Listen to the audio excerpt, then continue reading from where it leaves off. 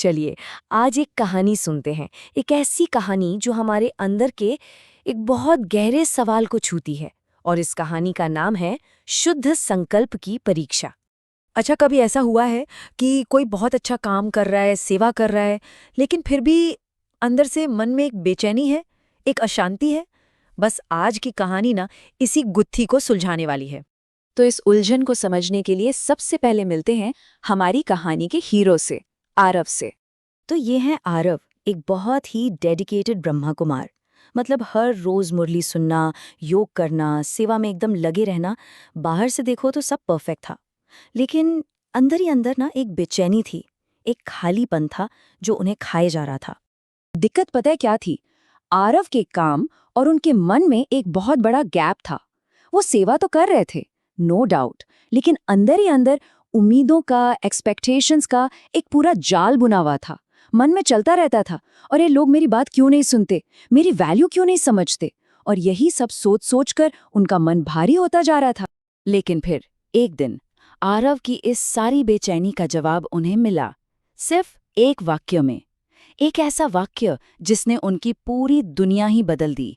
हुआ ये कि एक दिन मुरली में उन्होंने ये वाक्य सुना। सुनने में तो बहुत सिंपल था, पर आरव के लिए ये सीधा दिल में तीर की तरह लगा।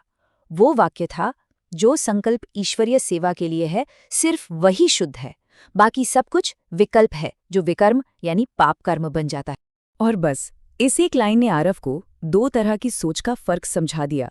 एक तरफ है शुद्ध संकल्प, मतलब वो सोच जिसका एक ही मोटिव है, सेल्फलेस सर्विस। और दूसरी तरफ है विकल्प, यानी वो सारी सोच जो एक्सपेक्टेशन, ईगो, अटैचमेंट, इन सब से निकलती है।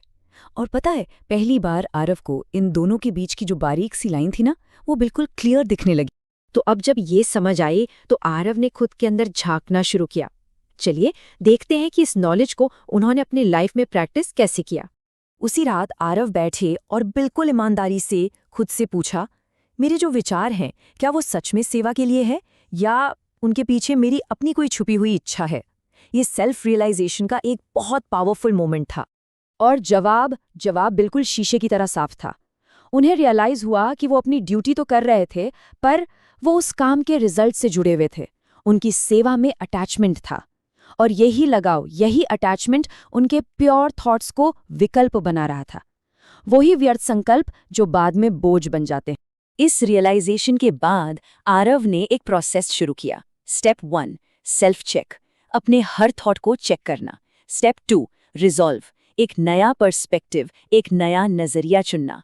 और स्टेप 3, प्रैक्टिस, बस उस नए नजरिए को प्रैक्टिस करते रहना, बिना मान अपमान या रिजल्ट की चिंता किए सेवा करना।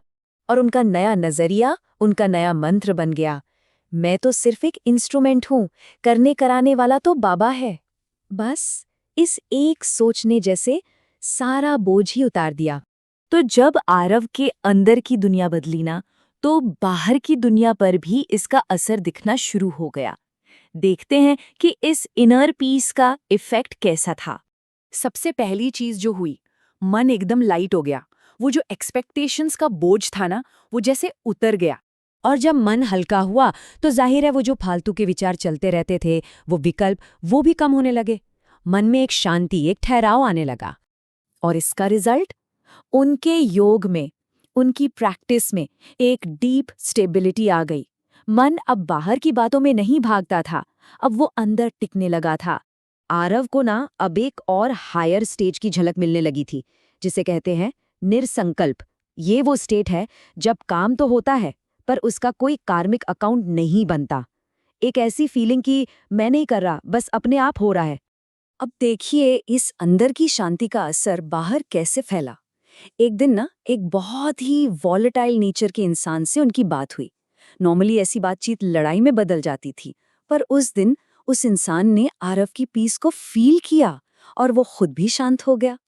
उस दिन आरव को एक बहुत बड़ी लर्निंग मिली कि हमारी अपनी स्टेबल और पीसफुल स्टेट में इतनी पावर होती है कि वो दूसरों की नेगेटिविटी को भी शांत कर सकती है। असली सेवा शब्दों से नहीं, अपनी स्थिति से होती है। तो आरव के इस पूरे एक्सपीरियंस से हम क्या सीख सकते हैं? चलिए इस कहानी का जो सार है उसे समझते हैं। तो की टेकअवेज ये है। पहला, अपनी ड्यूटीज निभाओ, पर डिटैच्ड होकर। दूसरा, सच्ची सेवा सोल कॉन्शियस स्टेट से होती है। तीसरा, याद रखें, विकल्प यानी वेस्टफुल थॉट बोझ बनता है और शुद्ध संकल्प अच्छा कर्म। और सबसे इंपॉर्टेंट, सेवा की फाउंडेशन हमारी अपनी इनर स्टेट है। आखिर में आरव के अंदर बस एक ही एहसास था, एक ही नशा, मैं एक आत्मा हूँ, सदा सुखी परमात्मा की संतान। यही पहचान उनकी पावर का सोर्स बन गई, जिसने उनके हर संकल्प को प्योर बना दिया। और ये एक सवाल हम सबके लिए है, हमारे कर्मों के पीछे कौन सा संकल्प है, शुद्ध संकल्प या विकल्प?